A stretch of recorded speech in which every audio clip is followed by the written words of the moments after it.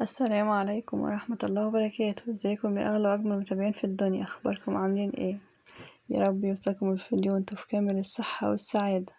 النهاردة هنعمل حاجة جميلة قوي وخفيفة وبسيطة في مكوناتها وغير مكلفة وطعمها روعة.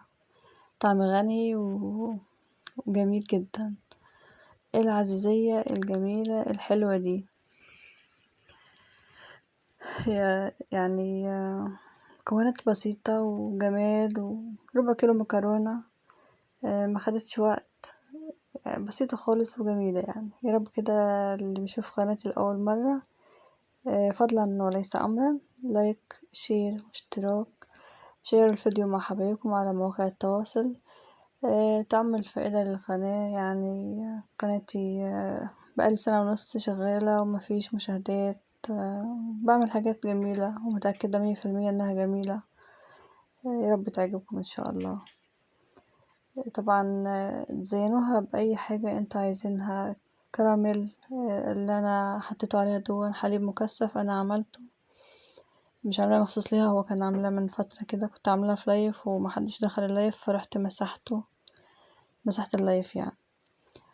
المهم ممكن تحط مكسرات، ممكن الكراميل زي ما قلت لكم. بدأنا بقى في وصفتنا. هنعمل حطينا المية، شوية المية اللي شفتهم في الحلة ديت، وحطينا فيها ربع كيلو مكرونة من غير ملح ولا زيت. طبعا سبتها لما بردت، وجبنا بقى ربع كيلو ربع حليب. هنحط الحليب في الكبة، ويا ريت تضربيها في الخلاط احسن لان الكبة مش بتنعم قوي، بس كانت جميلة بصراحة. ما كانتش باينة ان زي ما هتشوفوها كده ان هي مش ناعمة قوي يعني، كنت عايزاها زي الحليب كده، لكن الخلاط هو اللي بينعم بصراحة احسن من الكبة. اللهم صل وسلم وبارك على سيدنا محمد وعلى آله وصحبه وسلم. حبايب قلبي مشتركين الجدد، ربنا يحفظكم ويسعدكم ويبارك فيكم يا رب، فرحتوني باشتراككم.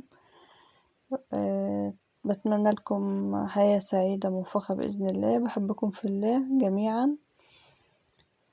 معايا كوباية سكر نزلنا بيها على الحليب والمكرونة، هنضربها لما نكسرها من الضرب تبقى كده ايه زي ما انتوا شايفين. هكمل باقي اللي لسه ما اتضربش هنحطها على النار.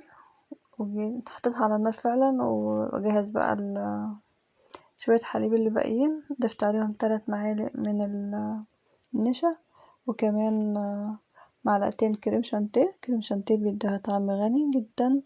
طعمها كان روعة فوق ما تتخيلوا.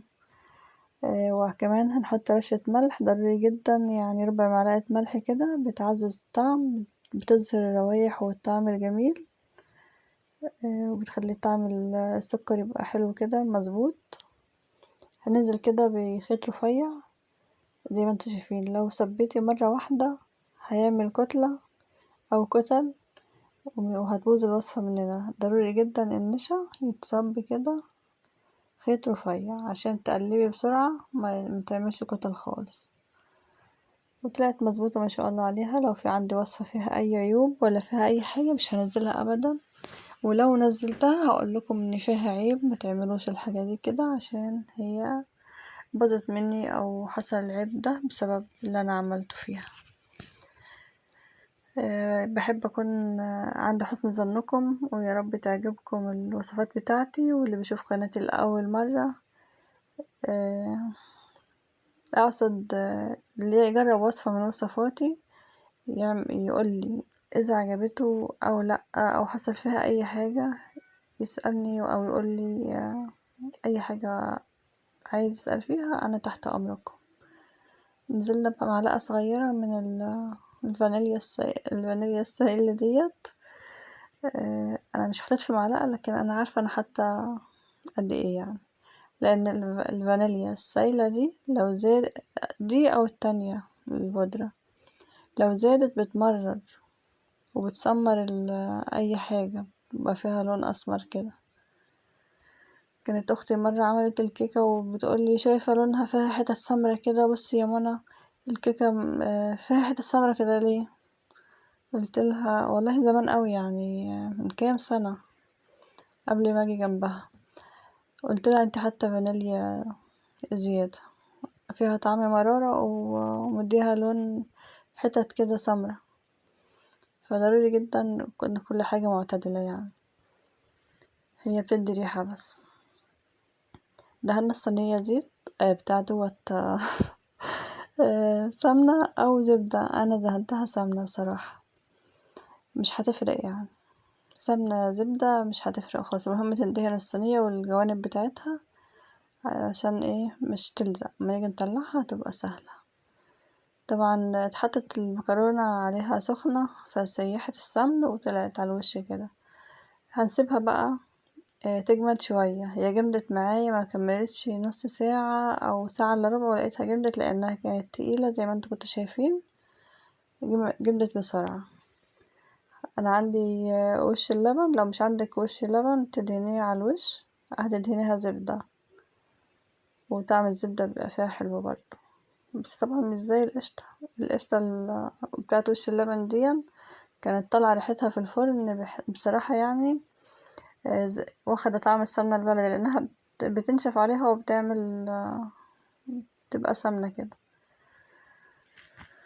زي ما انا حطاها على وش القرع العسل، صينية القرع العسل اللي انا حطاها عليها، لو حد شافها هيلاقي فيه حتة بيضة كده بعد ما دخلت التلاجة. طبعا السمنة نشفت على الوش ومفيهاش اي دهون تاني غير وش اللبن القشطة دي اللي انا دهنة الوش بيها برضه، جميلة جدا. الولاد طبعا اللي سمع فيديوهاتي قبل كده ما بيحبوش القشطة فبيركنوها كده، او مش بحب انزلها لهم لو عايزين يشربوا حليب شاي بحليب مش برضه انزلها لهم فيها، لانهم الحليب البقري بيبقى لون السمنة بتاعته بيبقى اصفر، بتبقى لونها اصفر على وش الكوباية كده، بيقولوا ايه ده شيلي انت حاطه لنا زيت ولا ايه؟ هندخلها بقى الفرن بعد ما ندهن الوش. وفي بقى الحركة بتاعة الفرن دي ضرورية جدا انك تركزي فيها، مش هندخلها الفرن كده تاخد وش وخلاص، لا تحت الشواية، لا ده ولعت الفرن وولعت بقى الشواية بعد الفرن بشوية، يعني في الاخر خالص ولعت الشواية، عشان لو ولعنا الشواية من بدري الوش هيتحرق او هيسمر كده وهي لسه مغلتش. لازم تغلي كده ليه؟ لو هي طبعا كانت باردة، لو دخلناها خدت وش وخلاص كده خدت لون من على الوش ومغلتش بالطريقة ديت هتبوظ منك بسرعة جدا، يعني ممكن ما تقعدش لتاني يوم في التلاجة. ليه؟ لانها كانت باردة ودخلت سخنت ما خدتش درجة الحرارة كلها، والغليان دون مهم جدا عشان تفضل معاكي يوم واتنين وتلاتة في التلاجة ومش هيجرالها حاجة ابدا بالطريقة دي. يا رب تعملوها كده وتعجبكم بالطريقة دي الجميلة ديت، وتسلم ايديا وتسلم ايديكم مقدما، هتعملوها اجمل مني اكيد، بجد متأكدة انكم هتعملوها احلى من كده كمان. ولو زودت كريم شانتيه شوية كمان هتبقى احلى واحلى، لان بيديها طعم كده زي طعم القشطة. وكمان الحليب بقري بس تقيل، كنت بشوفه